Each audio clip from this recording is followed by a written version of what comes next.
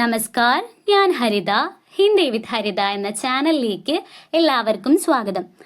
ഇന്ന് നമ്മുടെ ഈ ക്രിസ്മസ് എക്സാമിന് മിലേ സബ്കോ എന്ന ചാപ്റ്ററിലെ വളരെ ഇമ്പോർട്ടൻ്റ് ആയിട്ടുള്ള ഒരു ക്വസ്റ്റ്യൻ ആണ് ഡിസ്കസ് ചെയ്യാൻ പോകുന്നത്. ഈ രീതിയിലുള്ള ക്വസ്റ്റ്യൻ നമ്മുടെ പല ക്വസ്റ്റ്യൻ പേപ്പറിലും വരാറുള്ളതാണ്. അതുകൊണ്ട് തന്നെ നമുക്ക് ആ ക്വസ്റ്റ്യൻ ഡിസ്കസ് ചെയ്ത് എങ്ങനെയാണ് അതിൻ്റെ ആൻസർ പഠിക്കേണ്ടതെന്ന് നോക്കാം. പടേ ലിഖേ ക്യാ ക്യാ ചാഹിയേ. പടേ എന്ന് പറഞ്ഞാൽ വായിക്കൂ എന്നാണ്. ലിഖേ എഴുതൂ. ക്യാ ക്യാ എന്ന് പറഞ്ഞാൽ എന്തെല്ലാം എന്നാണ് അർത്ഥം വരുന്നത്. ചാഹിയേ എന്ന് പറഞ്ഞാൽ വേണം. അപ്പോൾ താഴെയുള്ളത് വായിച്ച് എന്തെല്ലാം വേണമെന്ന് എഴുതാനാണ് ഇവിടെ പറഞ്ഞിട്ടുള്ളത്. നമുക്കിവിടെ 3 ചിത്രങ്ങൾ തന്നിട്ടുണ്ട്. ആദ്യത്തെ ചിത്രം ഒരു വിത്ത് മുളച്ച് അതിലിലയൊക്കെ കിളിർത്ത് വരുന്നതാണ്. അതിന് നേരെ മിട്ടി ഓർ ബൂന്ത് എന്ന് എഴുതിയിട്ടുണ്ട്. മിട്ടി എന്ന് പറഞ്ഞാൽ മണ്ണാണ്, ബൂന്ത് എന്ന് പറഞ്ഞാൽ തുള്ളി, അതായത് വെള്ളത്തുള്ളിയാണ് ഇവിടെ പറഞ്ഞിട്ടുള്ളത്.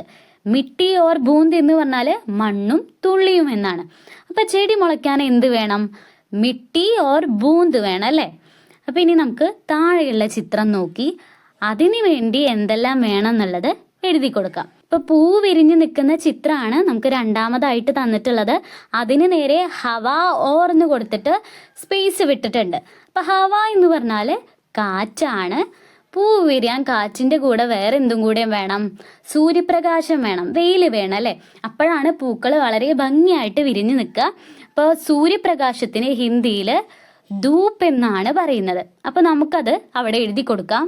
ഇപ്പൊ ധൂപ്പ് എന്നിവിടെ എഴുതി കൊടുത്തിട്ടുണ്ട്. ഇപ്പൊ പൂ വിരിയാൻ എന്തെല്ലാം വേണം? ഹവ ഓർ ധൂപ്പ്. ഞാൻ വായിക്കുമ്പോൾ എൻ്റെ കൂടെ നിങ്ങൾ വായിക്കുക. അപ്പോൾ ഈ ഇങ്ങനത്തെ അക്ഷരങ്ങളൊക്കെ എങ്ങനെയാണ് വായിക്കേണ്ടതെന്നുള്ളത് കറക്റ്റായിട്ട് നിങ്ങൾക്ക് മനസ്സിലാക്കാൻ പറ്റും. നമുക്ക് ഒന്നുകൂടി വായിച്ചു നോക്കാം. പൂ വിരിയാൻ എന്ത് വേണം? ഹവ ഓർ ധൂപ്പ് അല്ലേ? കാറ്റും സൂര്യപ്രകാശവും വേണം. മൂന്നാമത്തെ ചിത്രം ഒരു പക്ഷി പറക്കുന്നതാണ് തന്നിട്ടുള്ളത്. അതിന് നേരെ പങ്ക് ഓർ എന്ന് ടെക്സ്റ്റിൽ ഓൾറെഡി തന്നിട്ടുണ്ട്.